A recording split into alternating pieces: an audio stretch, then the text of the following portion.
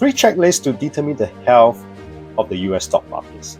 They are the T-bonds, yields on interest rates, and inflation. If all three are in check, there will be a greater confidence that the bull market is still going strong. And we might even afford to be a bit more passive, adopting a buy and hold strategy. However, if only one out of the three is in check, I would avoid being passive and take a more proactive, vigilant approach. My name is Kon Hao.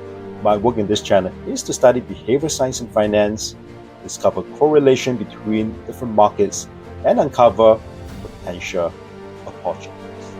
And before we get into this subject, please do take some time to read into the disclaimer. My investing strategy for the US markets transitioned from a passive long-term hold to a trading strategy beginning in 2022. This was the year where the bonds began breaking below their long-term uptrend. Interest rates started to climb, and we can see that the 10-year yield curve became inverted, and the inflation hit a high of 9%. The entire year was marked by turbulence. Anticipating this, at the start of 2022, my investment mandate was for the US market to trade them, for Asia market to accumulate them, for commodities, especially for gold, to buy them. Since then, we've seen strong rallies in the Japanese and Indian markets. And now the Chinese market is starting to take shape. Meanwhile, gold at an average price of $1,700 in 2022, it is now trading $1,000 higher. And I'm glad that the inflation checklist shown a better reading today, but the T-bonds and interest rate are still far from their safety zone. My investment mandate for this year has evolved. For the US market, I still prefer to trade them. For Asia market, I have transitioned from accumulating to buying them. For commodities and gold, I am focused on buying and holding them. As you can see, my strategy for the US market remains unchanged. I prefer to trade them than invest passively in them. And make no mistake that I'm not suggesting a downturn is imminent. With only one out of three factors in check today, I foresee an increase in volatility ahead. For this comparison in Nasdaq, we can observe volatility both before and after 2022. Before 2022, the markets were fairly trendy, but after 2022, the volatility increased with a much wider swing. Why is this so? Because of these three checklists.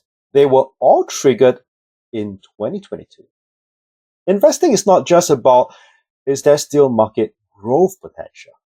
If our investment entry is not starting at a lower base, we must also account for potential downside risk. For many, investing can be a passive activities. And when danger arises, they may not even recognize it or understand the importance of managing risk.